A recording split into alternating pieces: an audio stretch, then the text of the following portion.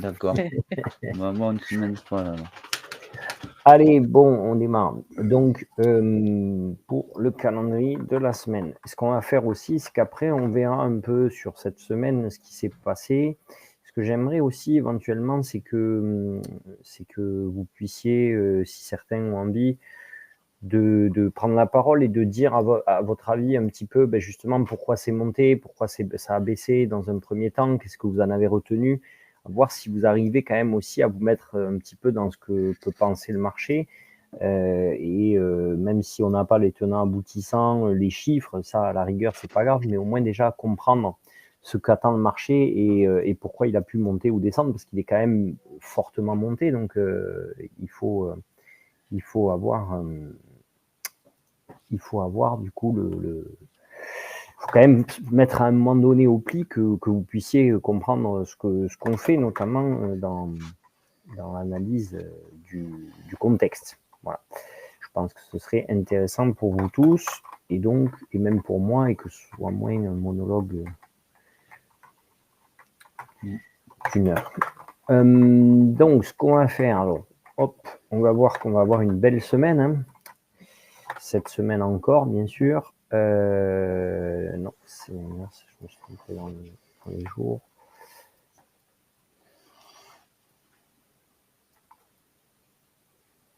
Allez, on démarre donc lundi. On démarre enfin avec un beau lundi, hein, puisque jusqu'à maintenant, c'était des lundis un petit peu mous du genou. Cette fois-ci, 15h45, PMI service. Donc là, on le sait, l'économie américaine, c'est quand même 75% entre 75 et 80% du PIB, c'est du service. Donc, PMI service, après avoir eu un PCE qui ressort la semaine dernière, alléluia, j'ai envie de dire heureusement, avec un grand ouf, plus faible qu'attendu. On voit que là, on va fortement regarder cet indice PMI service pour voir un petit peu ce que ça donne. À 16h, on va comparer donc l'indice des tendances de l'emploi et forcément aussi l'ISM PMI non manufacturier en même temps. Donc ça, on peut se le marquer à 16h aussi. Donc 15h45 et 16h. On va voir surtout 15h45 le PMI service, puis après ils attendront la confirmation, je pense, à 16h. Si les deux stades vont dans le même sens, elles pourront aider le marché à prendre une seule et unique direction.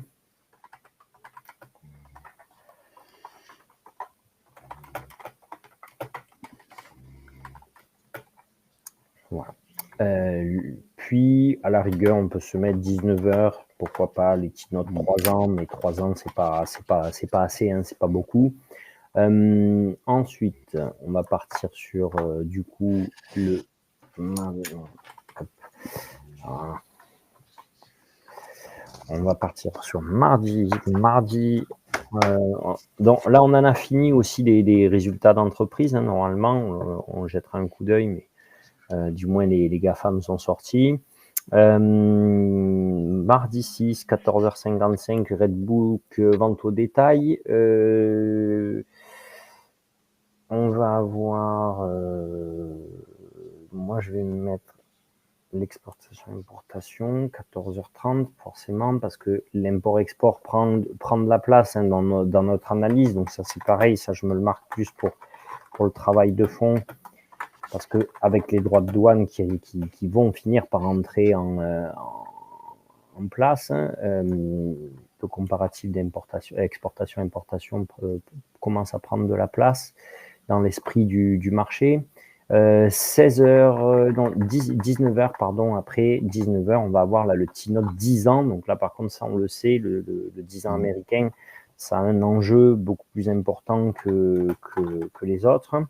Et en même temps, donc, du coup, nous sortira le GDP de la Fed d'Atlanta pour le T2. Donc, la projection du T2, on va commencer à rentrer déjà dans la projection de ce deuxième trimestre. Mercredi,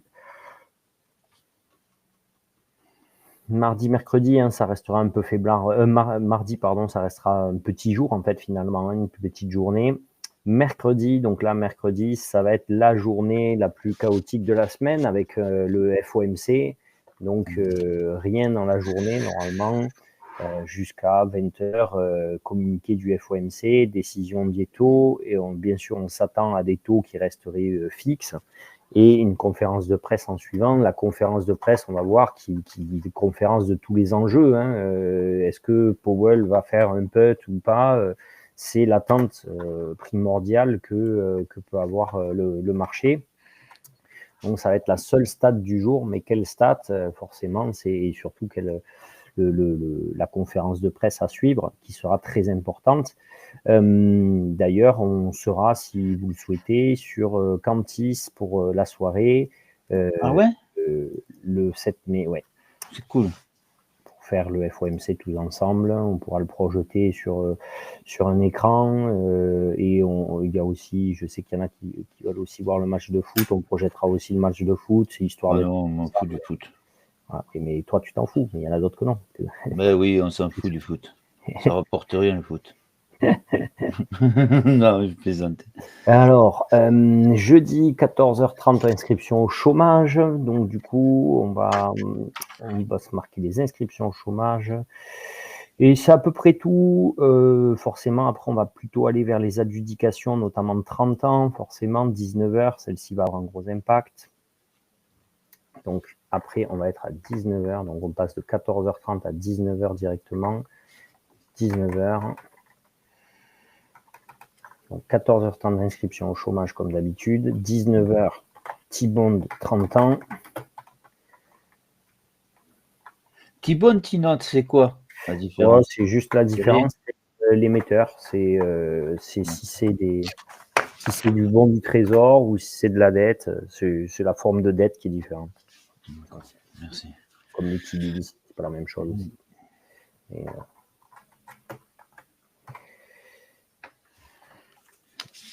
T-bond 30 ans. Et après, du coup, en même temps, on va avoir aussi le GDP.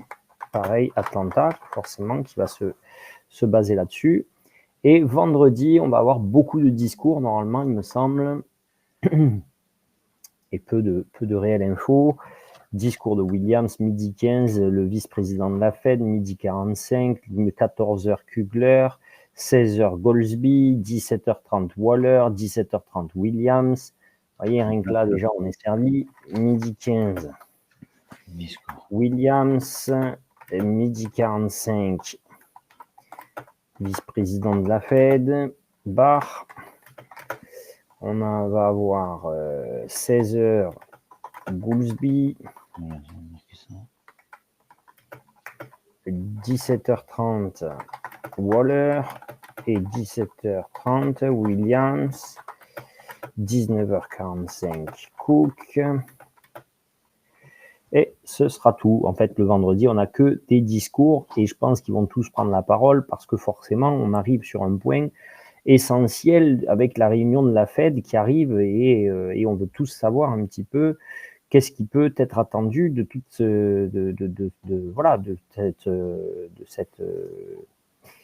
cette politique monétaire qui prend de plus en plus d'importance et de place, et politique même mondiale avec les droits de douane qui nous sont donnés.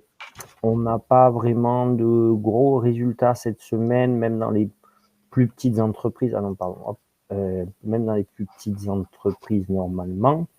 Il me semble. C'est tout lundi. Mardi. AMD mardi a marqué. Si vous êtes post-marché, attention, ne pas trader après la clôture. Ne pas trader après la clôture, parce que comme il n'y a pas beaucoup de volume, ça partira, surtout que ce sera mardi soir, donc post-clôture mardi soir, il n'y aura plus de volume, donc sur la publication, ça va forcément booster. Mercredi, normalement mercredi, il n'y a personne, il me semble, Uber, en même temps que la Fed, mais forcément, voilà.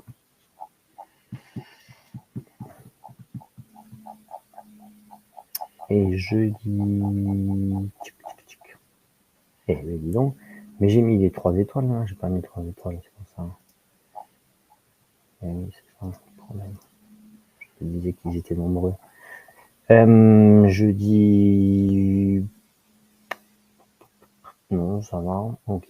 Voilà. Il n'y a que à faire attention mardi AMD qui est une tech qui est un concurrent de Nvidia notamment et fabricant de cartes graphiques et de produits informatiques qui forcément tente aussi sa carte sur l'IA, hein, bien qu'il est bien en retard. Donc voilà. Ok. Est-ce que c'est bon pour tout le monde? C'est finalement petit, pas lourd dans le contenu, pas lourd dans la quantité, mais très lourd dans la qualité, parce que ça va être très très lourd sur les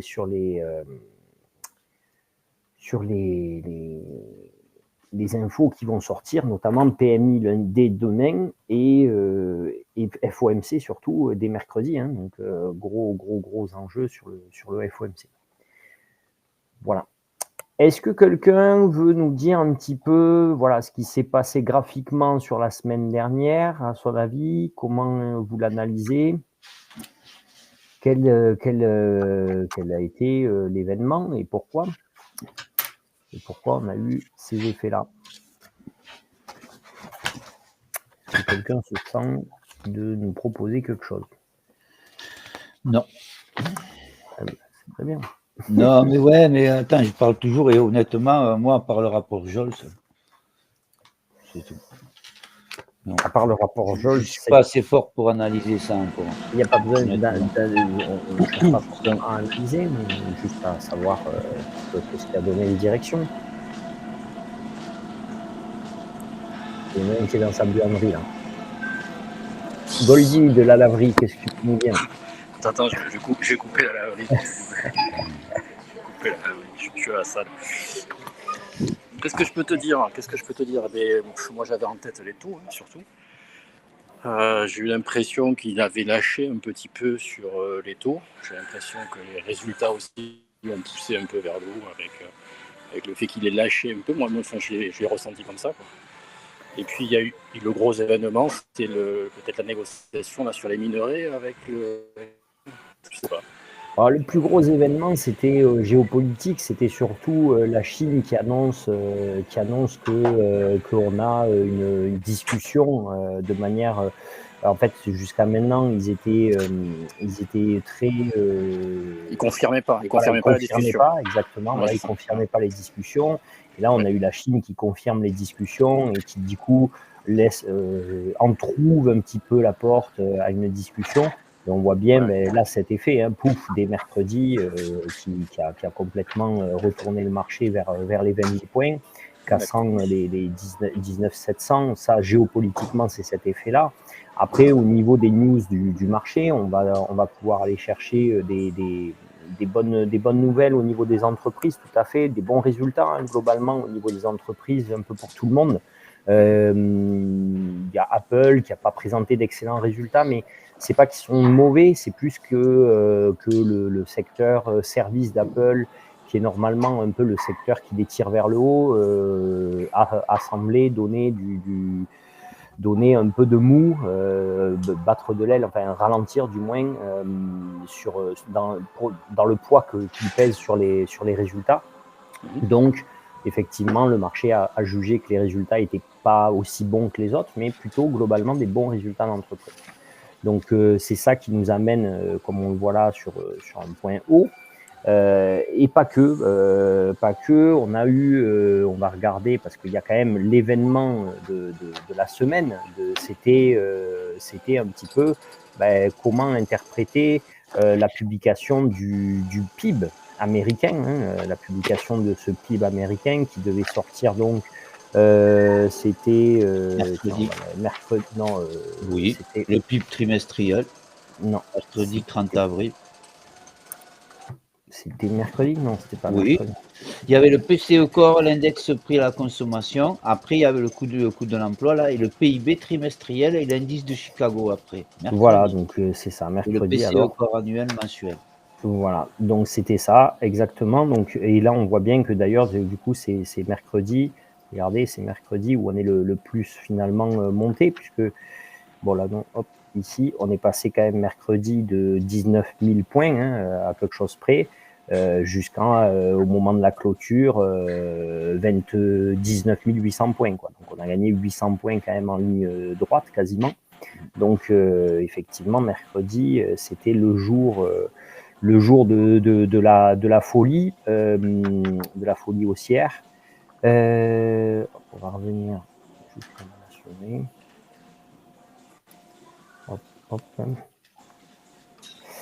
Voilà. Et pourquoi donc en fait cette publication était tant attendue ici?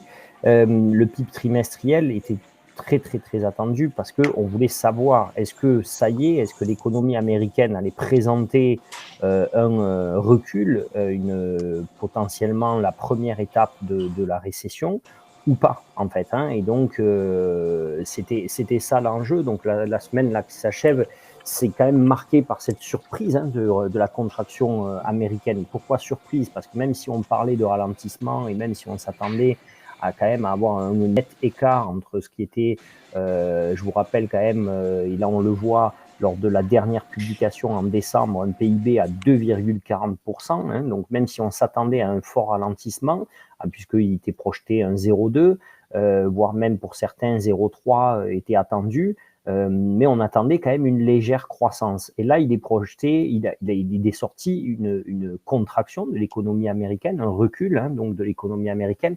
Donc cette contraction, elle est quand même surprise parce que le marché ne s'attendait pas vraiment à ça.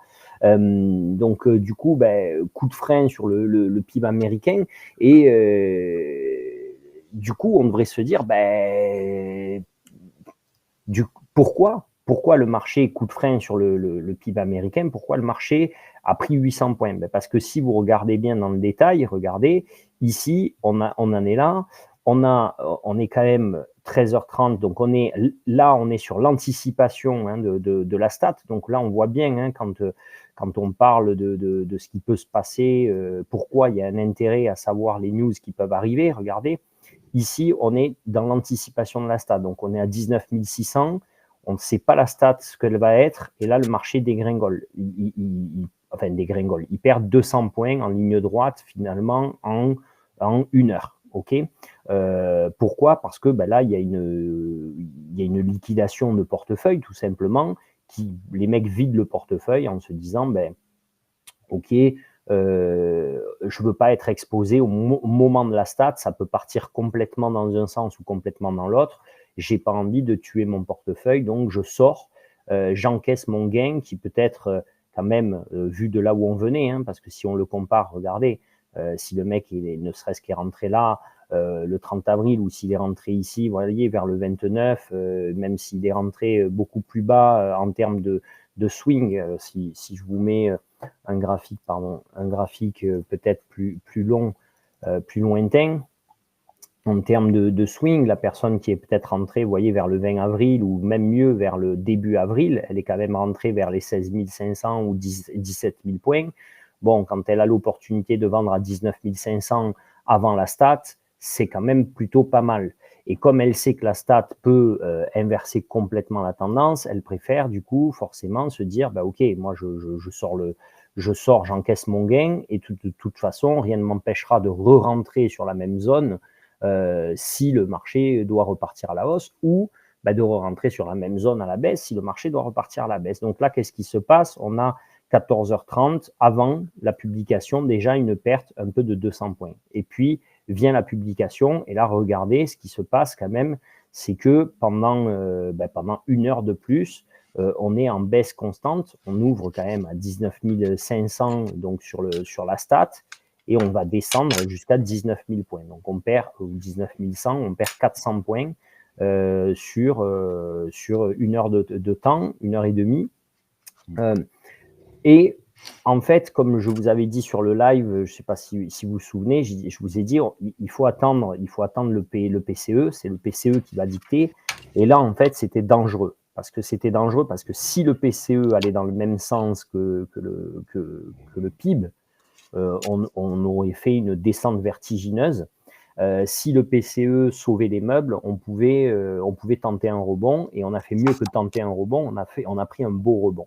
Donc, pourquoi? Parce que déjà, la principale explication qu'il y a eu sur ce PIB, c'est qu'il est apparu quand même assez clairement un énorme déséquilibre dans la balance commerciale américaine. Donc forcément, ça veut dire qu'il y a eu de très fortes importations au premier trimestre en anticipation des droits de douane, forcément, des taxes douanières qui ont été anticipées par les entreprises. Souvenez-vous, on en parlait, c'est ça aussi qui faisait reculer le GDP d'Atlanta depuis pendant des semaines, pendant tous les 3 mois où il publiait la statistique.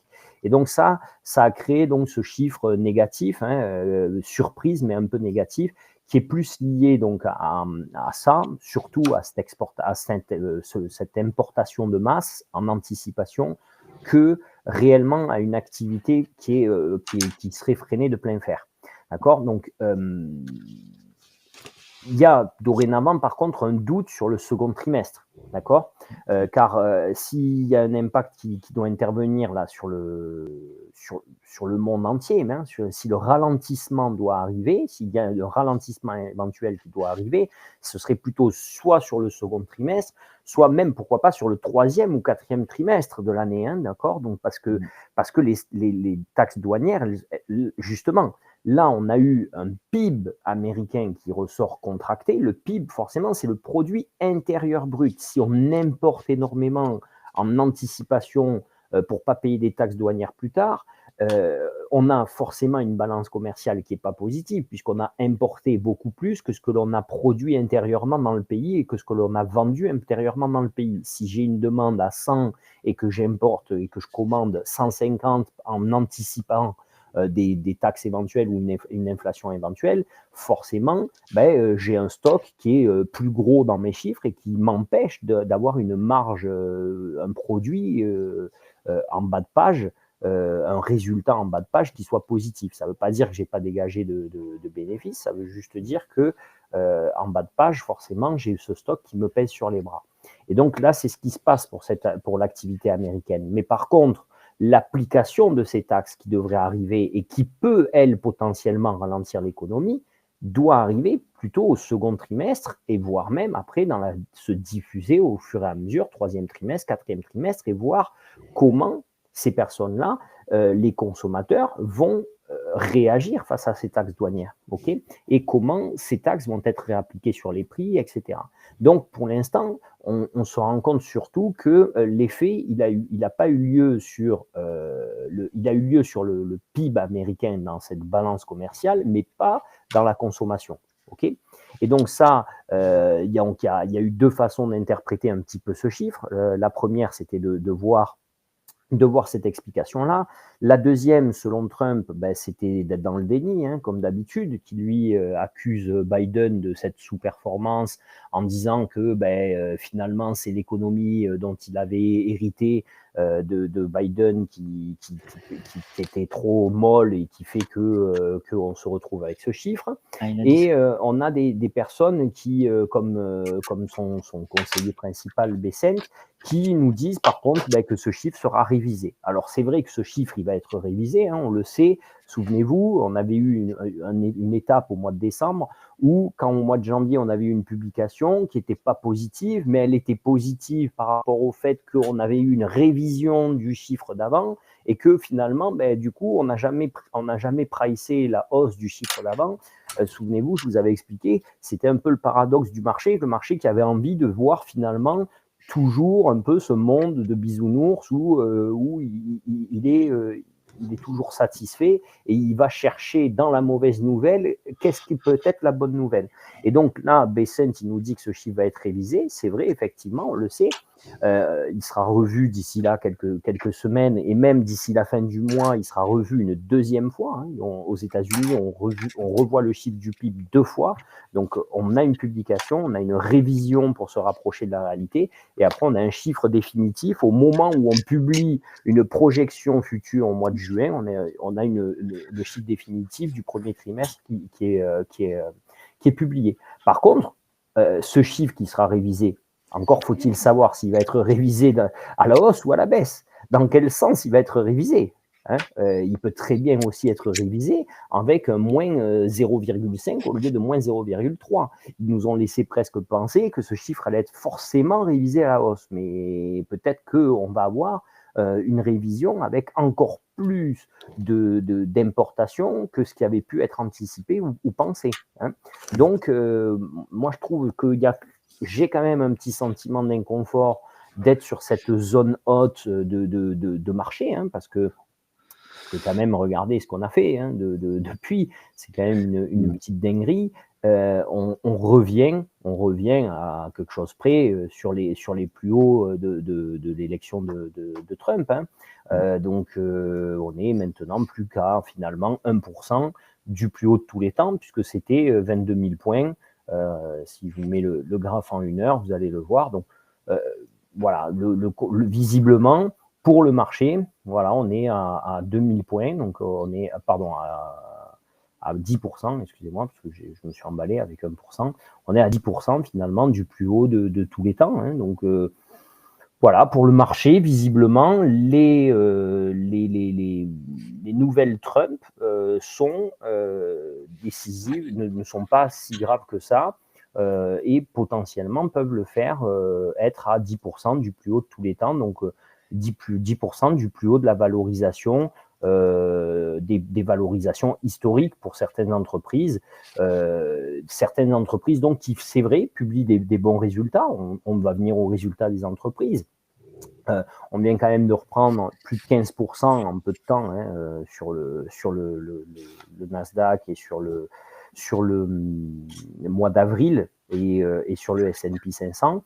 Pour la petite, j'ai lu une info qui est assez, qui montre un petit peu quand même ce décalage, je trouve, assez fou du marché. C'est-à-dire que la bougie de avril 2025, donc si on prend le point bas et le point haut de la bougie d'avril 2025, c'est le plus grand écart que l'on a sur un mois, sur une bougie d'un mois, depuis 1950.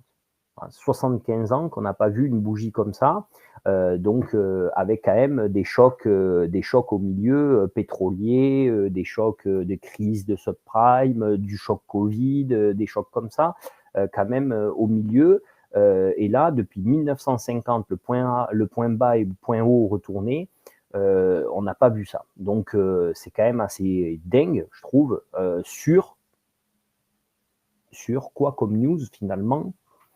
Je sais pas trop, parce que à part un peu de géopolitique et un conseiller chinois qui dit qu'il veut bien ouvrir la porte à des discussions, il confirme que effectivement on pourrait en avoir, et un Trump qui envoie des tweets un peu par-ci, un peu par-là. Je vois pas trop comment on en arrive là. Donc les chiffres, par contre, des entreprises, eux, c'est vrai, au premier trimestre, ils sont pour tous hein, dans le consensus, voire au-dessus du consensus pour les entreprises. Mais on voit que c'est surtout, par contre, ce qui est, moi, je trouve intéressant dans l'analyse de graphique qu'après on peut avoir et dans l'analyse psychologique de ce marché, pour pas tomber non plus dans un bull trap éventuel ou dans un piège éventuel du marché, justement dans le piège éventuel, regardez, de cette bougie, je crois que si je la mets, de cette bougie mensuelle éventuelle, hop, vous voyez, donc là, voilà, entre le point bas et le point haut, c'est cette bougie mensuelle. Et si on va, il me semble, sur le S&P, c'est pire, elle est complètement plate là en haut. C'est un beau marteau. Donc, si on doit même, j'en étais où oui, donc les résultats des entreprises, pardon, voilà, j'en étais là, les résultats des entreprises, eux, si on doit même s'intéresser pour moi à quelque chose dans le résultat des entreprises, c'est la même chose que à quoi on s'intéresse quand on regarde le PIB. C'est que le PIB se contracte parce qu'il y a une anticipation des importations en vue des taxes douanières, mais ce n'est pas la consommation qui est manquante, c'est la balance commerciale qui n'est pas bonne. Donc, les entreprises, elles, forcément, elles publient plutôt des bons résultats. Mais si on regarde ça en se disant, attention, le PIB peut éventuellement être ralenti ou moins bon plutôt dans une phase deuxième trimestre, troisième trimestre, parce que ça y est, c'est là où la consommation sera réellement impactée par des droits de douane éventuels. Je vous rappelle quand même qu'il y a eu une mise en place des droits de douane de 10%. Ceux-là n'ont pas été enlevés. Il a enlevé les autres, il a repoussé les chiffres complètement loufoques qu'il avait sortis sur son tableau, mais le 10% de base pour tout le monde est resté en place. Donc, si on doit retrouver ces chiffres-là, on doit plutôt les retrouver sur le deuxième trimestre du PIB américain. Et donc, si on se dit ça pour le PIB, on doit aussi se dire ça pour les entreprises. Et donc, on peut voir par contre que beaucoup d'entreprises nous ont projeté des résultats pour le T2, soit en dehors du consensus, soit complètement plus bas que ce qu'elles ont l'habitude de présenter comme progression, voire pour certains, carrément, on a des entreprises comme General Motors qui, elles, ont dit qu'elles ne pouvaient pas publier de consensus. Voilà, elles n'ont pas de projection. Elles ne savent pas où elles vont, en fait. Voilà, parce qu'ils ne savent pas, vu qu'il y a une incertitude complète, notamment au niveau du secteur automobile américain, ben elle, carrément, une entreprise, attention, c'est une entreprise comme General Motors, on ne parle pas du pimpin du quartier. General Motors nous dit, ben moi, je ne suis pas capable d'avoir une projection de résultats. Donc, imaginez quand même ce qu'on peut avoir comme chamboulement, comme tremblement, au niveau du T2 américain. Ça dépend comment ça peut sortir, ça peut très vite s'emballer aussi dans l'autre sens. Et c'est surtout là, en plus, que le ressenti de l'impact des droits de douane sur la consommation, c'est là où maintenant il va rentrer en compte. Parce que là, pour l'instant, il n'est pas pris en compte par les entreprises, puisque les résultats, finalement, incluent les sautes d'humeur ou les folies de Trump, mais n'incluent pas le pricing de ces droits de douane, puisqu'ils n'étaient pas mis en place jusqu'à maintenant. Donc, et ils ne sont éventuellement que de 10%. Pourquoi que de 10%? Parce qu'on parle quand même d'une base plutôt proche de 25% pour tout le monde. Donc, on serait bien au-delà des 10% qui sont actuels. Donc, même si l'impact devrait être calculé en se disant oui, bon, quand même, il y a quand même déjà 10% qui ont été un peu mis depuis le 9 avril, bah, ok, bah alors si ça fait un mois qu'on a 10%, quand même, sachant que avril, c'est pas le premier trimestre, c'est le deuxième trimestre, mais même si on compte que depuis le 9 avril, on a 10%, lui, il y a une projection éventuelle dans quelques mois de passer plutôt sur du 25%. Donc, il va bien falloir qu'à un moment donné, ça ait un impact encore plus fort. On a des entreprises comme McDonald's aussi qui disent qu'ils sentent bien qu'il y a une baisse de la consommation, que les consommateurs sont prudents, et donc, voilà, McDonald's qui n'atteint pas son chiffre, sa projection, qui n'atteint pas sa projection, qui publie des résultats moins bons que d'habitude. Voilà, McDonald's, c'est quand même normalement un fleuron américain qui est une valeur sûre en portefeuille, mais ben voilà, ils n'atteignent pas ce premier trimestre leur chiffre. Donc, malgré ce contexte, ben, on grimpe quand même sur les sommets. Alors, on pourrait se dire ben, quand même pourquoi, finalement, parce que le tableau, là, je ne vous le dépeins pas trop vert. Mais on a quand même le 2 ans américain, le taux du 2 ans américain qui, lui, est passé sous le seuil du taux du directeur de la Fed. Donc ça, rappelez-vous, la stratégie aussi de Trump, c'est de dire on veut absolument baisser ses taux. Et la manière la plus sûre de baisser ces taux, c'est de donner envie aux gens de prêter à l'économie américaine plutôt que d'investir sur le marché. Et donc, quelque part, ces différentes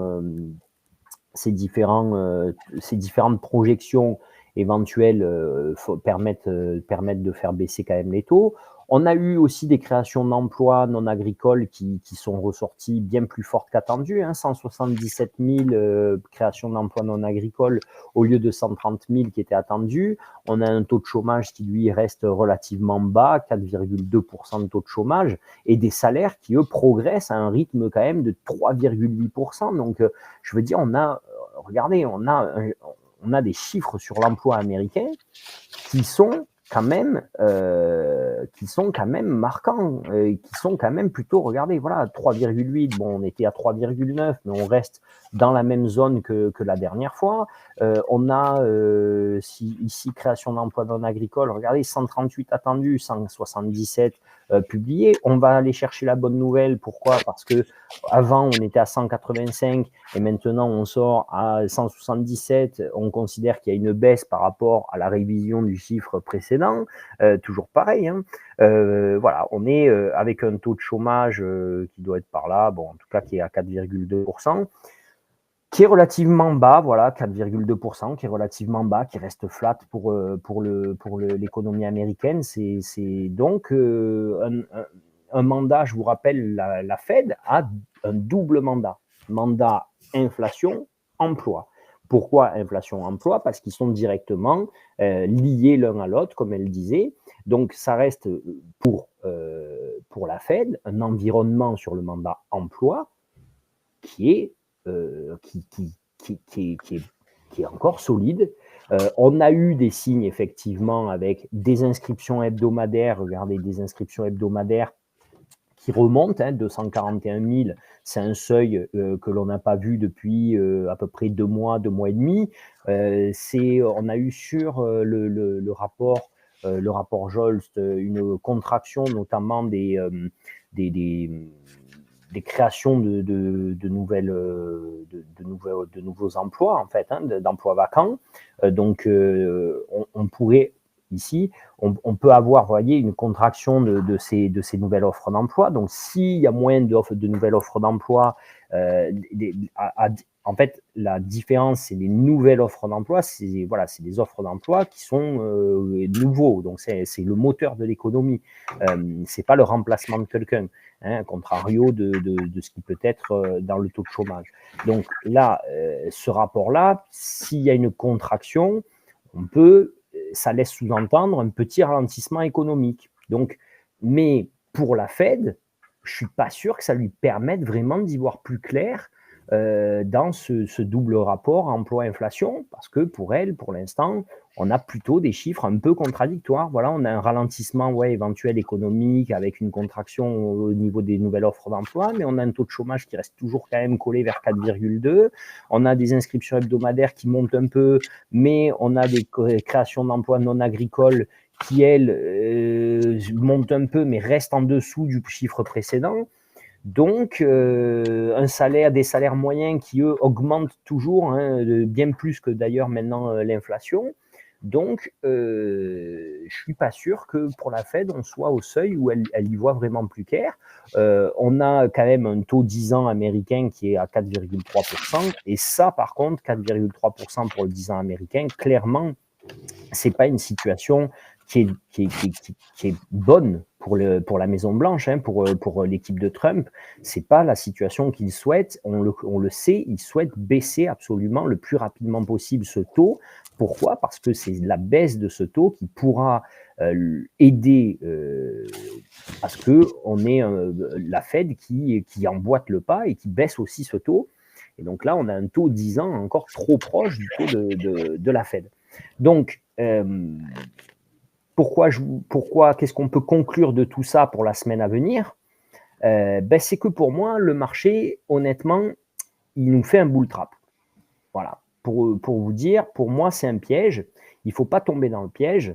Ils font un rebond. Ils font un rebond effectivement sur une news qui leur permet d'avoir ce rebond.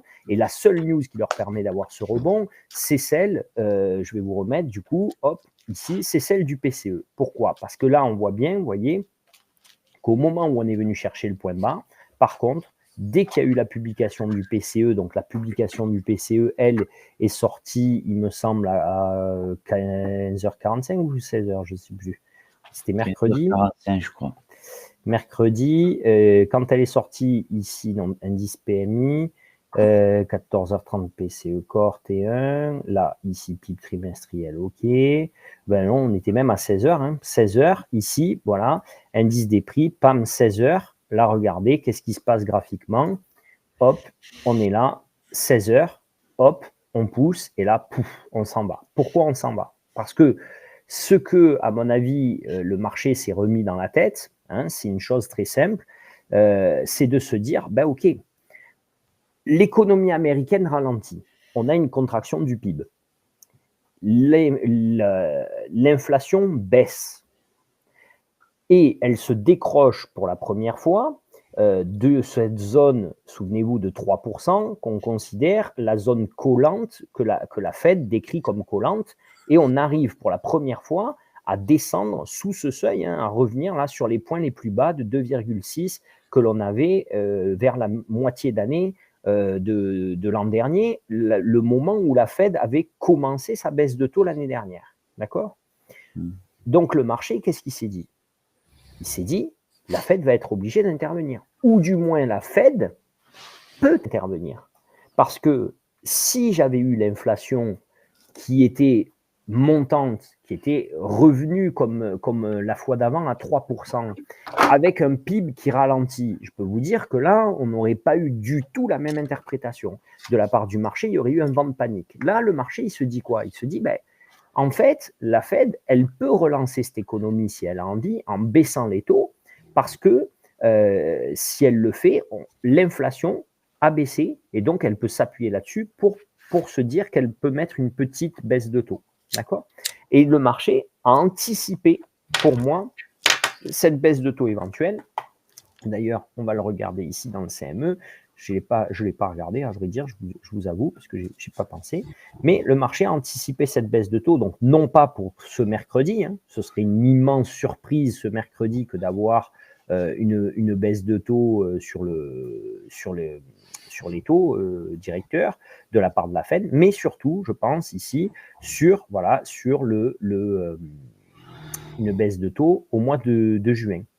Et si vous voulez, ce qui me semble, et donc même au global sur l'année, quelque part. Et ce qui me semble assez, moi, me met pas forcément à l'aise, c'est que on a un Powell qui nous dit, alors là, c'est ce que les marchés ont interprété. Puis si on écoute Powell, on a un Powell qui nous dit depuis maintenant un long moment, qu'est-ce qu'il nous dit Powell depuis plusieurs interventions ? Puisque quand même, si vous écoutez, et si vous vous en rappelez... Les taux. On n'est pas pressé de baisser les taux. On n'est pas pressé de baisser les taux. Et sur quoi il s'appuie pour dire qu'il n'est pas pressé de baisser les taux ? C'est qu'il a besoin de quoi ? Pas que Michel qui a le droit de répondre. Si on n'entend pas Mélina et que Michel répond pas, on n'a plus personne du coup. Donc, il nous dit surtout qu'il n'est pas pressé de baisser les taux parce que, son mandat emploi est toujours solide et que, 2, il a besoin pour l'instant de voir l'impact réel sur l'économie de la part de tout ce bruit, si on peut dire, de la part de l'administration de Trump. Et donc, quelque part, surtout, si vous voulez, ce qu'il nous met en avant, vous souvenez-vous, c'est qu'il avait dit, François, oui, leur parler. L'inflation peut-être une recherche d'inflation, en fait, avant de... Non, il cherche, lui, à faire baisser l'inflation. Oui, lui, il cherche à faire baisser, mais si tu veux, tant que lui, il ne constate pas une augmentation significative de l'inflation, du coup, il n'intervient pas. Enfin, je sais pas. Alors, s'il y a une augmentation de l'inflation, ça lui bloquera les mains pour intervenir. Parce qu'une baisse de taux augmente l'inflation. Baisser les taux, ça dope l'inflation. Pourquoi ? Parce que baisser les taux, ça génère de la consommation. Si on baisse les taux de crédit, il y a plus de gens qui font du crédit. Et si tu fais un crédit, c'est pour dépenser l'argent que tu as emprunté, c'est pas pour le laisser sur le compte.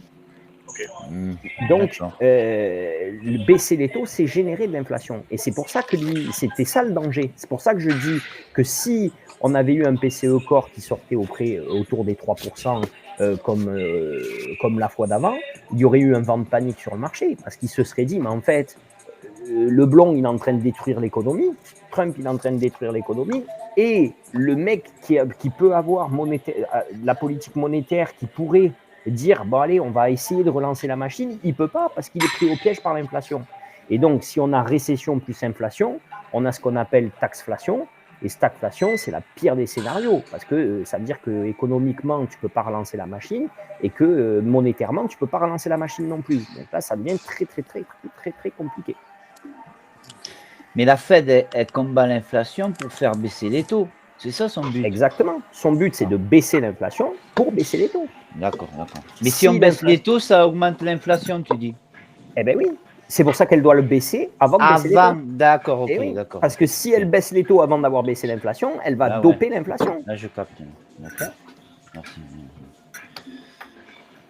Donc, Powell, il nous a dit effectivement qu'il n'était pas pressé donc, en termes de délai, parce que son mandat emploi se porte bien, et parce que, souvenez-vous, il avait dit que il avait dit une phrase qui était assez forte. Il avait dit qu'on avait des interprétations de la part de l'université du Michigan là, qui nous faisait des publications sur le sentiment du consommateur. Et il nous avait dit un mot qui était fort. Il nous avait dit en gros que c'était un peu Uberlu, qu'elles étaient complètement... attendez, je vais vous rechercher exactement le mot parce que... Ubuesque, exactement. Il avait dit que c'était des publications qui étaient ubuesques de la part de l'université du Michigan.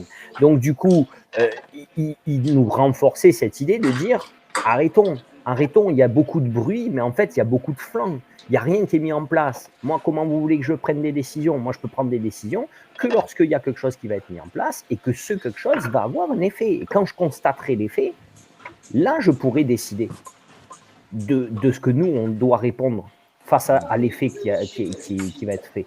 Mais une fois, on se dit, tiens, si on fait ça, ça va générer ça, et finalement, on a des surprises. Donc, vous voyez, là, Trump, quand il dit, il met en place, vous voyez, si tu peux couper ton micro, du coup, François, sauf si tu veux poser une question, je te laisse la poser.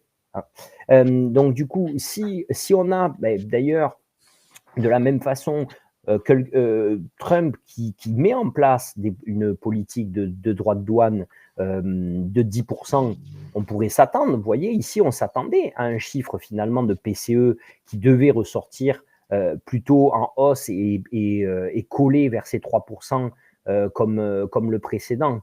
Et donc plutôt en hausse par rapport aux 2,7, vous voyez ici 2,8, 2,7 sur lesquels on était depuis fin d'année et début d'année dernière. Donc là, quand on sort un 2,6 alors que lui vient d'appliquer 10% de droits de douane, finalement, c'est en contradiction avec ce qu'on pourrait penser. Mais pourquoi? Parce que ça, on le retrouve dans le PIB, finalement, où on a eu une anticipation des importations qui fait que les 10% de droits de douane, en fait, actuellement, ils ne se retrouvent pas dans l'inflation. D'accord? Donc, c'est là, tout l'enjeu, si vous voulez, de la Fed, ça va être d'être face à ça. Et qu'est-ce qu'on peut en interpréter sur le marché? Alors là, c'est vraiment un petit peu aussi, je vous donne un peu mon avis personnel, c'est que pour moi, donc du coup, on est clairement sur un bull trap, et que ce bull trap, quand même, il ne s'arrête pas n'importe où, regardez. C'est qu'il va s'arrêter quand même à un point qui est assez intéressant, et qui correspond quand même à du 20 fois les bénéfices environ, 22 fois les bénéfices, pardon, environ sur le rendement d'action. On avait vu qu'on avait un potentiel de redescendre plutôt vers un 18, voire 16 fois les bénéfices, et c'était déjà pas alarmant pour le marché, et ça l'obligeait à perdre jusqu'à à peu près, souvenez-vous, on revenait vers la zone des 15 000. Et là, si on prend le graphique 1 heure, quand même, regardez, c'est assez intéressant parce qu'on revient ici sur ce point haut là de mars, sur le plus haut de mars que l'on a eu, hein, cette zone un peu bloquante, moi je trouve qui est proche des 20 500, là, on n'est pas si loin que ça, on est à 1% de ça. Si demain on a un PMI des services qui sort dans le bon sens, on peut revenir là vers les 20 500, vers ce point haut. Si on devait casser ce point haut, en fait, finalement, on aurait une loi de dos magnifique sur une time frame plus longue, hein, depuis mars. Pourquoi? Parce qu'on aurait eu, en fait, finalement, un point bas un point haut, un point bas et un point haut plus haut. Là, c'est ce qu'on a fait ici quand on le voit bien, hein, quand on a cassé. Regardez là, on n'arrivait pas à casser cette zone et quand on l'a cassé, finalement, on est allé directement chercher la zone haute ici. Et donc là, si on arrivait à casser cette zone, on pourrait, qu'on revienne tester le 20 500, on pourrait aller chercher le 21 000. Et ça, forcément, on s'en approche, on y vient sur une période proche, finalement, proche de la Fed. Hein. Regardez ici, regardez pourquoi je vous parle pourquoi je vous parle de cette zone-là, parce que vous voyez qu'ici, c'est quand même, sur le mois de mars, c'était le seul, là on était, regardez, fin février jusqu'à mi-mars, on n'a eu que des bougies rouges, et le seul moment où on a eu des bougies bleues, et le point haut de la bougie bleue, il est là, avant de recontinuer d'avoir un nouveau plus haut, plus bas, et donc potentiellement, là, en journalier, on a bien une belle loi de dos qui se crée, avec un plus haut, avec le premier plus haut, donc là on a fait un plus bas, premier plus haut ici, hop, on revient faire un plus bas, plus haut, tac, et là on vient casser cette zone du plus haut ici, du plus haut, donc on revient faire attaquer la seconde zone, et là si on casse le second plus haut dans la loi de dos, ben, généralement on va revenir prendre appui et repartir du coup pour être dans le même schéma qu'ici. Donc ça, c'est si on fait la loi de dos, vous voyez, c'est ce qu'on dit le beau W, hein, c'est si on fait le beau W, mais comme je vous dis bien souvent, dans beaucoup de W, il y a un M aussi potentiel, et donc du coup, pour moi, on peut revenir au moment de la Fed être sur cette zone-là, et qu'est-ce qui se passe? Soit on la casse par le haut parce que Powell, il satisfait le marché, et en gros, Powell, il nous sort son put qu'on attend là depuis un moment et il nous dit ben, c'est bon, Banco, cette fois-ci, on n'a pas pu baisser les taux, mais en gros, d'ici là, sera appliqué les droits de douane et on verra au mois de juin ce qu'on peut faire parce que la prochaine réunion de la Fed, c'est le 19 juin, il me semble. C'est le 18 juin et donc au mois de juin, on verra ce qu'on peut faire et on baissera les taux au mois de juin. Ou il va nous annoncer éventuellement une baisse de taux de peut-être un point de base, comme certains l'attendent, sur l'année 2025. Et ma foi, le marché, il sera content. Et là, il cassera ce second plus haut. Ben pour aller où? Pour aller au moins jusqu'à 21 000. Là, on voit bien sur ce trait rouge qui était intéressant sur cette zone-là qui était le dernier plus haut et qui avait servi, vous voyez ici, de plus bas après de rebond, à chaque fois qu'il revenait dessus. Okay, donc, forcément, si mercredi ça se passe bien, c'est cette zone qu'on vient chercher. Ok, ça c'est si mercredi ça se passe bien. Mais pourquoi Powell mercredi, il aurait envie de dire ça, quelque part, si on se pose la question? Parce que son mandat emploi se porte toujours bien, son mandat inflation, oui, va dans le bon sens, tant mieux, quelque part, tant mieux. Mais, pour rappel, surtout, il nous dit depuis plusieurs jours, depuis plusieurs temps, que, comme le disait Michel, il n'y a rien qui presse pour baisser les taux. Il n'y a pas d'urgence économique à baisser les taux. Et il nous dit depuis plusieurs fois qu'il est dans un brouillard sur la politique que va mener le gouvernement pour pouvoir prendre des décisions telles qu'une baisse de taux. Donc, je pense que mercredi, il va rappeler au marché le même discours. Rien ne presse pour baisser les taux. On constate certainement, il va dire qu'on constate un ralentissement économique, mais des chiffres hard data, parce que c'est ça, le hard data concret. Donc, le taux de chômage, c'est du hard data. Ça, c'est du factuel. Ce n'est pas un rapport Jols avec des enquêtes de terrain. Là, on est dans du concret. Le nombre d'inscrits au chômage, c'est du concret. Okay, le hard data, il ne va pas dans le sens des rapports. Il ne va pas dans le sens des universités du Michigan qui publient des comptes rendus ubuesques sur la confiance des consommateurs. Et donc, je pense qu'il va rappeler au marché qu'il n'est pas pressé et qu'il n'a aucun pour l'instant, aucune précipitation à le faire. Ce qui fait que... Il a fait attendre longtemps l'année dernière pour baisser les taux. Et ce qui fait que le marché peut, à contrario, lui être secoué par cet effet de dire attends, en fait, on s'est emballé, Powell, c'est pas le moment où il va lâcher et face à Trump, et il peut se retourner encore. Et pourquoi il peut encore se retourner? Parce que finalement, si on prend toujours, et tout est toujours une question de time frame, hein, souvenez-vous, si on prend finalement la time frame ici, qui date quand même depuis le 21 février, hein, le marché, il est toujours sur des plus hauts de plus en plus bas. OK? Et si on le met même en journalier, hop, regardez, ouais, il est sur un plus haut, ici, plus haut, depuis là 15 jours, OK? Parce qu'en un mois, on le voit, il a récupéré 15%, c'est indécent presque ce qu'il a récupéré, il est passé de 16 400 à 20 100, hein, mais il est toujours sur un plus haut, de plus en plus bas pour l'instant, sur la time frame longue. OK? Tant qu'il n'a pas cassé ici le 20 525. Donc, on peut tomber dans un bull trap avec un effet où, là, lundi, par exemple, le PMI service peut sortir dans le bon sens et le marché peut revenir tester la zone des 20 500. Mardi, rien à se mettre sous la dent, on va rester entre sûrement les 20 250 et les 20 500. Et mercredi, Powell prend la parole, et Powell calme le jeu et nous fait revenir très rapidement sur 19 000 points. Hein, pour dire, attention les gars, attention, moi je ne compte pas vous emballer quoi, quelque part. Je ne compte pas baisser les taux de suite. Je n'ai pas encore les arguments pour baisser les taux. Hein. Donc voilà.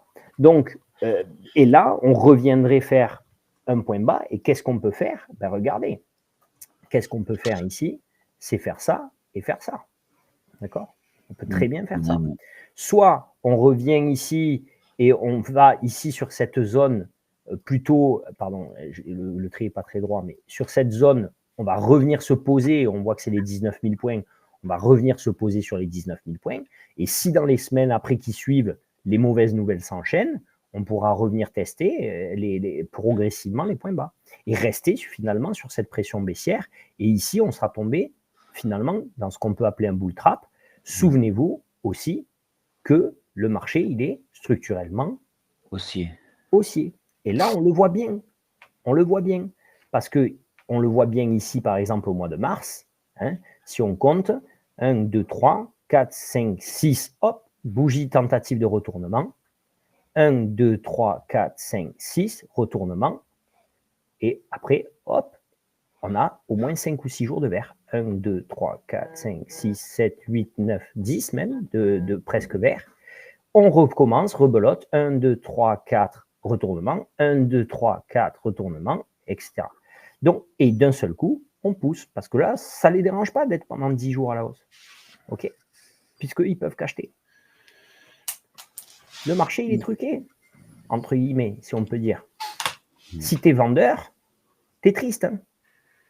Regarde, tu as mis quand même, depuis le début d'année, depuis le 18 décembre, tu as mis depuis, parce que là, tu étais dans la même zone. Hein, oui, il y a eu des beaux mouvements, mais ils sont revenus quand même entre-temps. Donc, depuis le 18 décembre, tu as tenté de faire descendre le marché. Le marché, tu as mis du 18 décembre au 7 avril à l'amener sur un point au plus bas de l'année à 16 470. Et là, d'un seul coup, en 15 jours, ils te récupèrent le 3/4 de ta baisse. Ils ne sont plus qu'à 10%. Tu as perdu quand même 6 000 points. Hein, de 22 400, on est passé à 16 400. On a perdu 6 000 points. Et en 15 jours, on a récupéré 4 000 points. Des 6 000 perdus. 3/4. 2 tiers. Ouais. Donc, si tu es vendeur, tu as un peu les boules quand même. Alors, tu te dis, en fait, moi, c'est quand mon jour, en fait. Parce que si je mets quand même 4 mois à faire baisser le marché, regardez, hein, du 18 décembre ou du 16 décembre, là, au point bas 7 avril. D'accord? Donc là, on est à 4 mois, même un peu plus.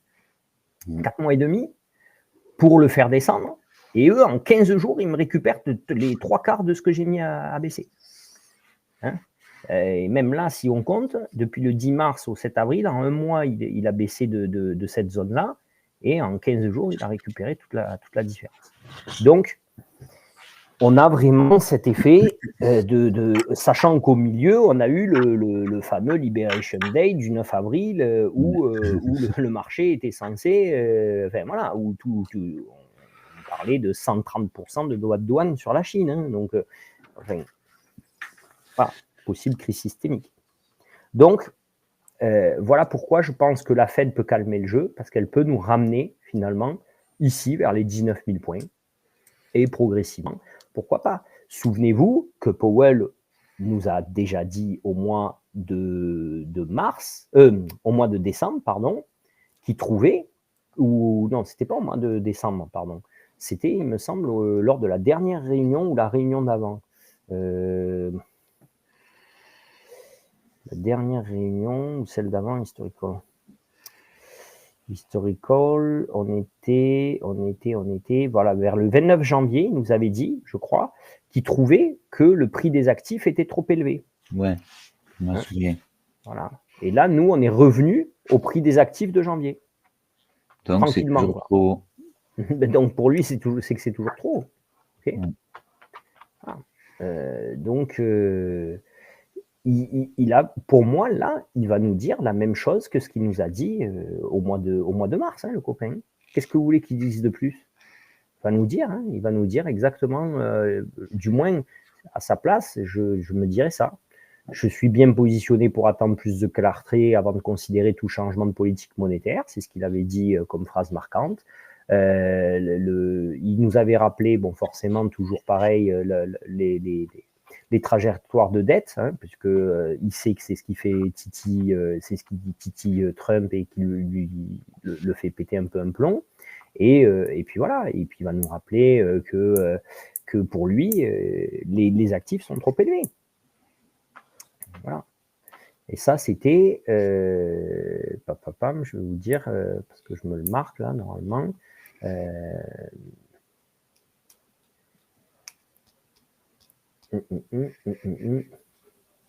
Ça, c'était le resserrement monétaire.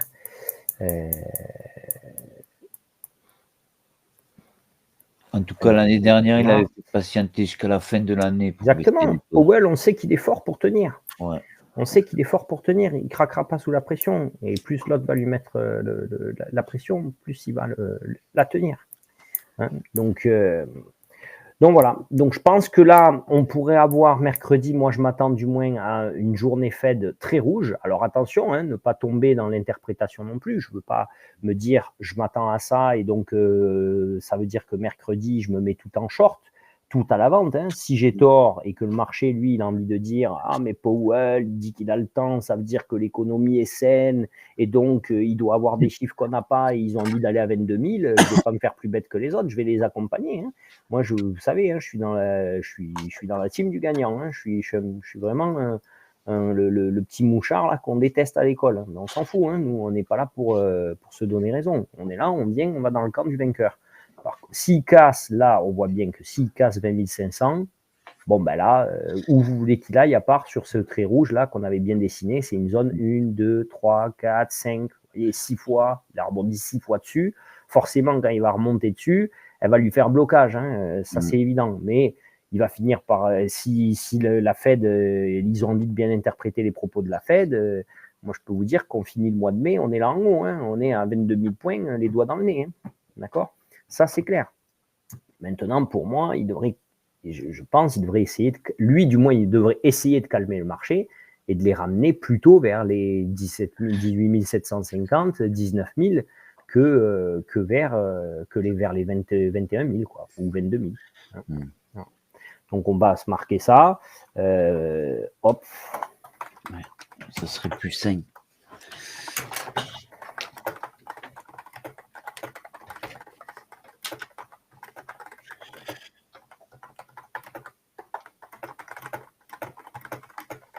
Donc, je marque lundi, PMI des services peut nous permettre d'aller chercher 20 500 si c'est dans le même sens que le PCE, hein, puisqu'on le sait, hein, le PMI, souvenez-vous, hein, ça nous donne une tendance de la consommation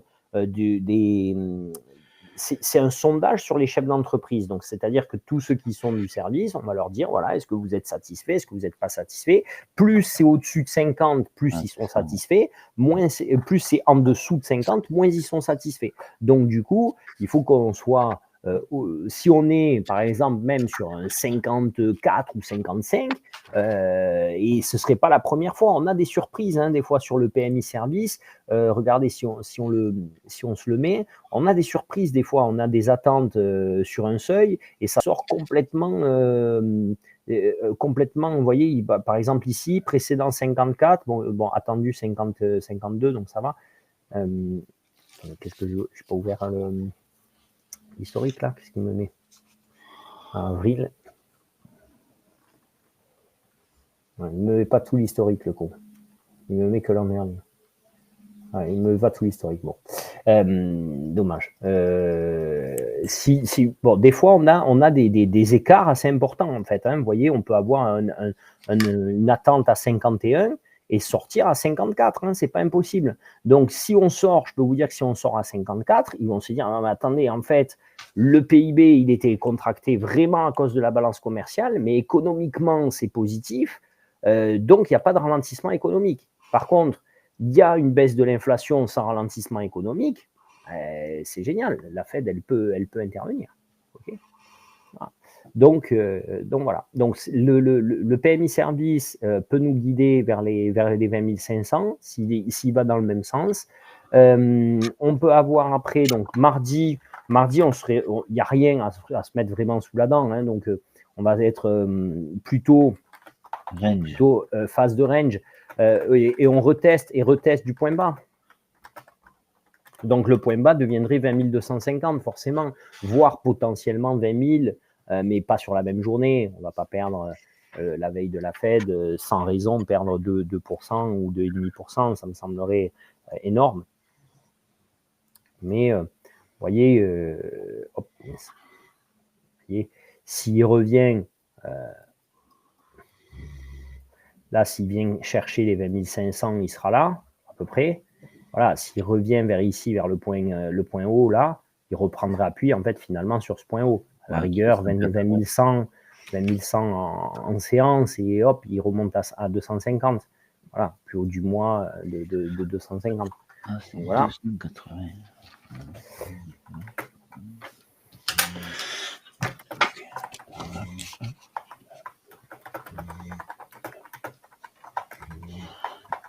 Alors pourquoi on ferait plutôt un retest du point bas? Parce que forcément, si on monte ici sur le point haut avec le PMI et que derrière on n'a plus rien à se mettre sous la dent, mais que la veille on a la Fed, le lendemain on a la Fed, bon ben qu'est-ce qu'on va faire?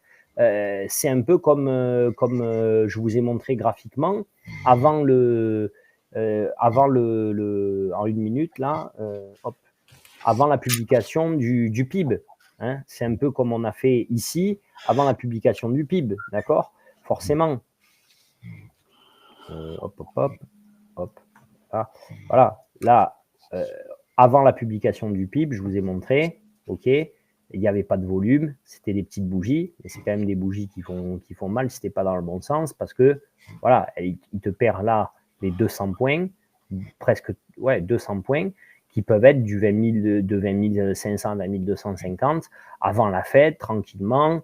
Je dis en phase de range parce que forcément ce ne serait pas en 2 heures, mais plutôt sur une journée entière, parce qu'il descendrait vraiment très progressivement en se disant, ben voilà, on liquide un peu le portefeuille avant la Fed, et si la Fed nous permet de re-attaquer la zone de 20 500, eh ben, qu'est-ce qui va se passer?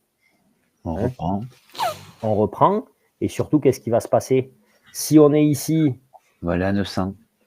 Et si on est surtout ici, premier passage, ici, on revient, on vient le tester. Demain, deuxième point, on le touche. Hop, qu'est-ce qu'on fait? On redescend un petit peu mardi, mercredi. On revient prendre appui ici, voire un peu plus bas. Et sur la Fed, on repart ici. Ben, qu'est-ce qui va se passer? On sera sur un troisième passage ici. Et là, du coup, on peut le casser. Troisième passage, on a l'énergie pour franchir et pour aller chercher le 21 000 là-haut. D'accord? Donc, forcément, 1, 2, 3, on le sait, ce sera comme ça qu'on pourra franchir. On ne va pas pouvoir arriver là et d'un seul coup, juste avec un PMI service, franchir. Du moins, ça voudrait dire sinon qu'ils sont vraiment, vraiment chauds, quoi. Et bon. Donc, mercredi, range avant Fed. Soit on casse 20 500 en direction 21 000, soit retour sur 19 000. Scénario que je priorise personnellement. Vous l'avez compris.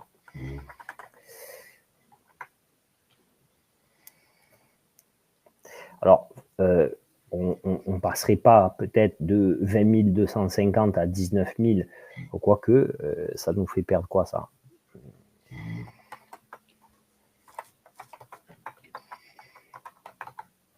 Ouais, non, on ne passerait pas de 20 250 à 19 000 sur la Fed, hein, parce que ça nous ferait perdre presque 7%, ce serait beaucoup. Hein, mais par étape. On peut revenir, vous voyez ici, là, dans ce ventre mou, là, vers les 19 500, et le lendemain, tenter un rebond 19 750, et puis vendredi, poum, retomber à 19 000, quoi. Vous voyez, en 2 temps, pam, pam, 2 fois 3%. Hein. Voilà. OK. Parce que, en plus de ça, derrière, jeudi, vendredi, excusez-moi, jeudi, vendredi, il n'y a rien. Il n'y a rien. Donc, et ce n'est pas les discours des membres de la Fed, à mon avis, qui pourront faire rebondir le marché, parce que s'ils se mettent tous en plus dans le même vibes, ça peut au contraire l'aider à revenir chercher. Voilà. Donc, je m'attends plutôt à une Fed rouge. Voilà. Ok. Écoutez, hop. Donc. Super. Une grosse semaine alors. Ouais. Mine de rien.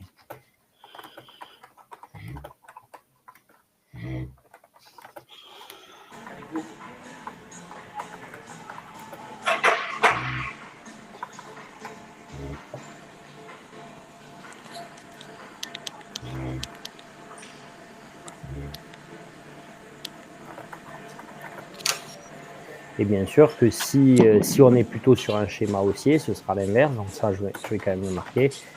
Parce que c'est pas dit que j'ai raison. Hein, si schéma haussier, alors on ferait 20 500 jeudi en point bas, 20 750 en point haut, et vendredi, on va chercher 21 000. Hein.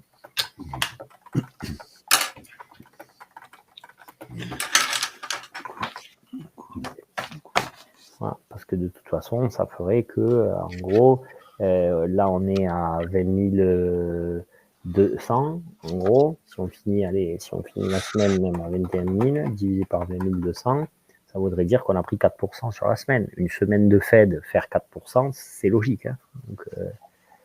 Donc, voilà. Ok, c'est super. Je ne sais pas s'il y a des questions, s'il y a des termes que vous n'avez pas captés, ou dites-moi, c'est le moment. Pour moi, c'est ok. Super comme d'hab. Top. Fait du bien. Allez, alors si c'est bon pour tous, parfait. Hein. Parfait. Petit point pour ceux qui le veulent. Petit point psycho. Très important. Je pense que je devrais donner ce conseil à la majorité. Essayez, surtout sur des semaines comme ça où ça va quand même pas mal secouer. Avant de commencer à trader, asseyez-vous, fermez les yeux, parlez-vous et dites-vous que voilà, aujourd'hui peut être un jour rouge, que ça, vous n'allez pas détruire le compte pour autant, et que vous sortez de plusieurs jours verts, et que perdre, ça fait aussi partie de la route.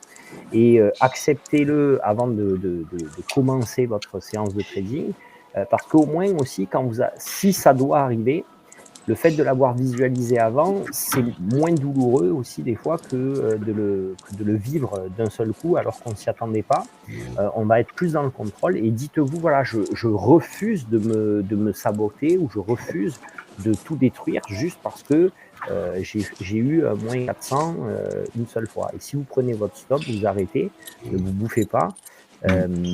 C'est assez important de vous dire aussi pourquoi vous venez. Je pense que beaucoup, pour énormément du groupe,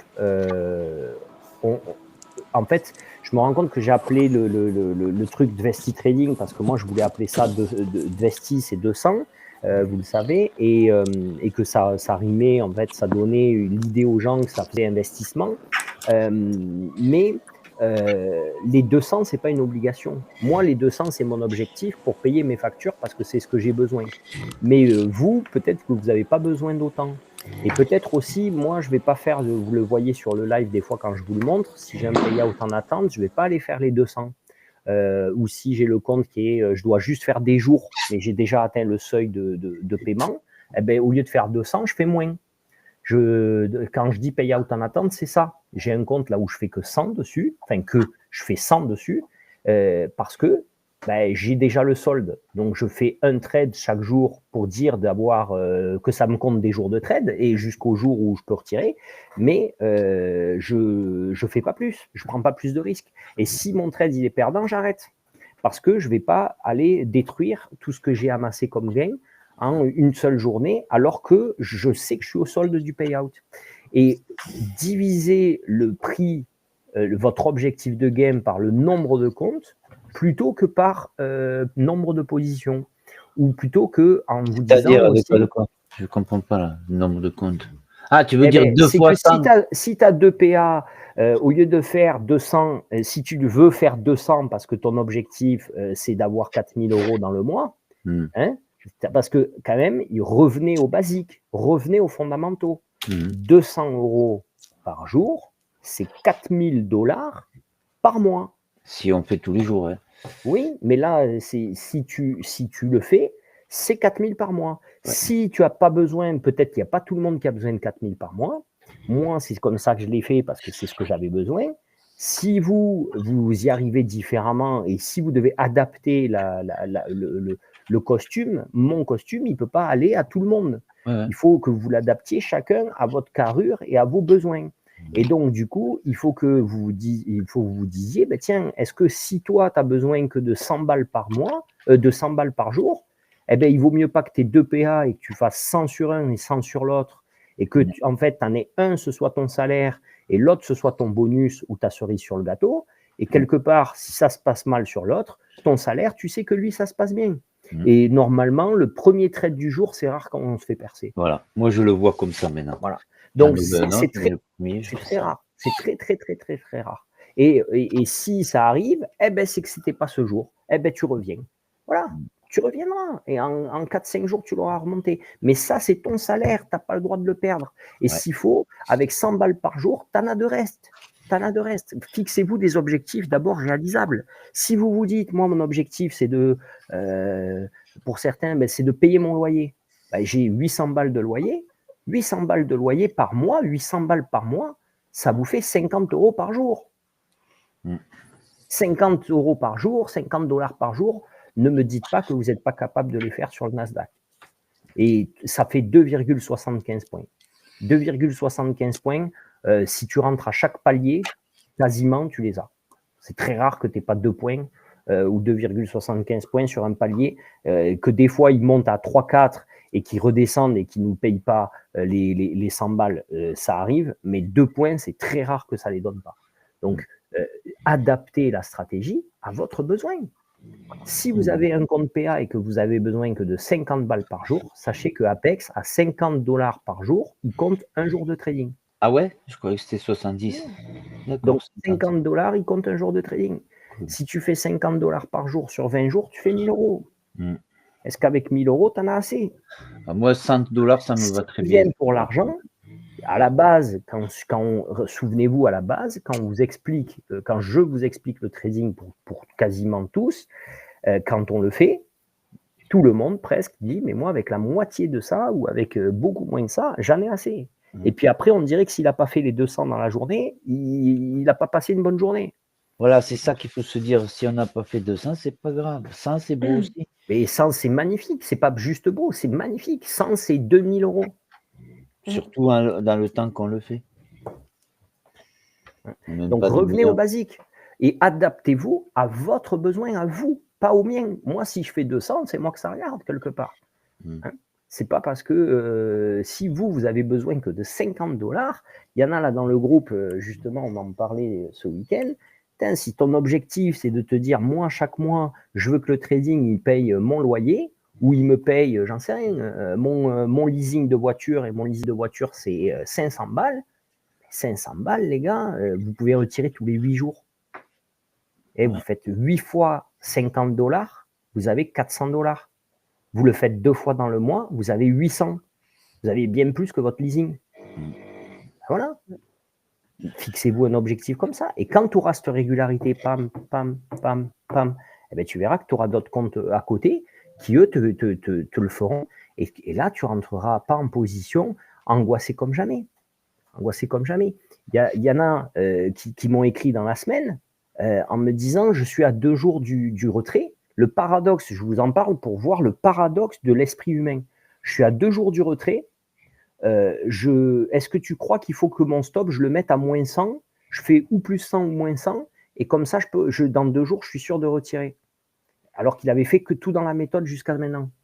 Et on s'échange des messages, et je lui dis, c'était quoi ton objectif à 6 mois? Il me dit, ah oui, mais moi, mon objectif à 6 mois, je crois que je vais le revoir à la hausse.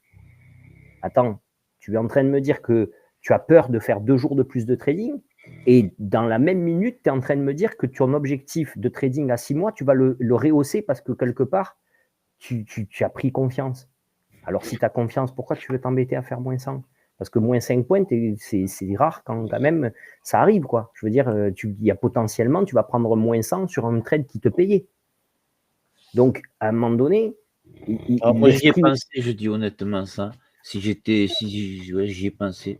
Ouais. Mais du coup, tu vas te prendre un moins 100. Alors que peut-être ça te payait. Soit tu as confiance en ta méthode, soit tu n'as pas confiance en ta méthode. Mais si tu as confiance en la méthode, tu suis ta méthode. C'est tout. Et si c'était le trade qui mettait un stop, c'était le trade qui met un stop. Mais si tu prends le premier de la journée, normalement, il y a quand même... rare, je sais, ouais. Donc après, à toi de voir. Si tu joues avec la gourmandise, la gourmandise, surtout toi, tu es bien placé pour le savoir. Tu nous faisais des journées à 3000, 4000 sur les 300 000. Puis après, à force, il y avait un moment où tu perdais le compte. Alors quand vous parlez de DD, moi le DD, vous pouvez avoir le DD que vous voulez. Hein. D'accord ? C'est pas une question de DD, c'est une question de personne qui tient la souris. Exact. Donc, si vous avez envie de venir pour l'argent, je peux vous dire que quand vous allez voir moins 400 sur le tableau, de toute façon, normalement, si tu es là pour l'argent, tu te dis, mais moins 400 balles, c'est déjà beaucoup trop. Donc, j'arrête pour aujourd'hui. Parce que si c'était du vrai 400 balles, qui est prêt à les perdre? Ah non. Donc, il faut le voir comme ça. Venez pour gagner votre argent. Faites-vous un compte où c'est votre salaire, votre rémunération, et c'est votre objectif. Mettez-vous un objectif réalisable. Si vous venez sans objectif, c'est du jeu. C'est du jeu vidéo. Venez avec un objectif. Dites-vous, le trading ce mois-ci, il me paye ça. Et là, qu'est-ce que je dois faire? Combien je dois gagner par jour pour atteindre cet objectif?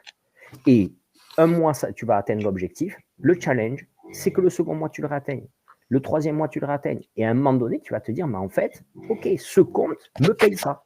Eh bien maintenant, je vais en faire un autre pour me payer autre chose. Voilà. Mais depuis que tu penses comme ça, Michel, oui. Tu y arrives. Ouais, donc, qu'est-ce que tu as changé d'autre? Ton trading, il n'a pas changé. Qu'est-ce que tu as changé d'autre? À part le fait d'avoir enfermé ce diable dans une cage et de lui avoir dit maintenant, eh ben, même si on perd ensemble et on ne gâche pas tout notre effort précédent, tu n'as rien changé d'autre. Ouais. Je prends ma perte. Voilà. Et surtout, si tu dois prendre ta perte sur la journée, pas sur un trade, sur la journée, si tu dois la prendre, tu la prends. Et ne le laisse pas revenir, comme tu as dit tout à l'heure, parce qu'il est destructeur. Il est destructeur. Et il va te saboter. Combien de jours tu as de trading sur ton PA là? 22. 22 jours. 23 jours. 22 ou 23 jours. C'est un de ceux que tu auras tenu le plus, si ce n'est pas celui que tu as tenu le plus longtemps. À un jour près, je crois que oui. Alors, ne le gâche pas. Ne gâche pas ça. Ah non, là, mais tu as doublé. Oui, j'ai doublé. Donc, oui, mais tu as joué avec le feu. Ouais, ouais, ouais. Alors arrête. Mm. Tu as eu la chance que ça te gagne, mais ça aurait pu tout te faire perdre. Pourquoi faire? Pour gâcher 20 Doubler, jours de c'est travail sur un trade? pour demander le payout? Non, ils vont me le refuser dans 3 jours, je le sais. Parce que j'ai replay. J'en ai pris un, après c'est j'en ai pris 3. mais c'est la chance qui te le refuse. Tu veux que je te dise? Parce que la Ouais, ça chance, me c'est fera que tu es toujours matelas. là pour le demander. Ouais, oui. La chance que tu as eue, c'est que tu l'as toujours pour pouvoir demander et qu'il te le refuse.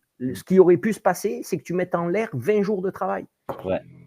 Est-ce 22. que ça mérite, Mon record, c'est trade, 23. est-ce qu'il mérite de mettre en l'air 20 jours de travail? Non, je sais. Alors, je mais l'ai dit. dites-vous-le. Alors, asseyez-vous avant le départ et dites-vous-le. Parce que accepter ça, c'est toucher, prendre la main de la réussite. Vraiment, la seule différence qu'il y a, c'est celle-là. C'est la seule. Ben ouais, parce que la dernière fois, j'ai fermé à moins de 240. Après, j'y ai pensé après. Mais quand tu doubles, de toute façon, il te bloque le payout ou c'est à partir de 3, c'est ça? Quand tu j'ai à la place de mon SL, j'en ai repris 3. Alors, à mon avis, ils me payeront pas. S'ils appellent ça risque, management risque. La dernière fois, en février, ils m'ont refusé 850 à cause de ça. Voilà. Donc, j'en ai pour 11 jours encore. Au lieu de 8, au lieu de 3, je vais dire. Je le vois dans 11 jours. Ouais. Et là, je n'enlèverai pas. Ouais, mais j'aurai un beau matelas. J'ai 27, ça me fera 28. Tu auras un beau matelas si tu fais pas le compte dans la semaine à redoubler parce que tu as envie. Non, je ne vais plus le faire. Je vais plus le faire. Oui. Mais moi, parce que même si je prends un SL, je peux demander de l'argent. Donc, je ne vais pas le faire. Je ne suis pas con. Ok. Ouais. Donc, dites-vous ça. Et fixez-vous des objectifs réalisables. Si vous avez besoin de 800 balles, c'est 50 $ par jour. Qui, dans ce groupe, n'est pas capable de faire 3 points par jour sur le Nasdaq, sans déconner? Oui, c'est vrai. C'est vrai. Bon, vous avez travaillé dans votre vie, tous ceux qui sont dans le groupe, un jour dans votre vie, vous avez travaillé pour moins cher que ça. Donc, et travailler, pas 1h30 assis sur une chaise à faire clic-clic, à discuter avec les copains. Hein? Travailler. Vous avez travaillé 7 heures de votre temps pour gagner moins que 50 $ par jour. Au moins une fois dans votre vie. Donc, dites-vous que là...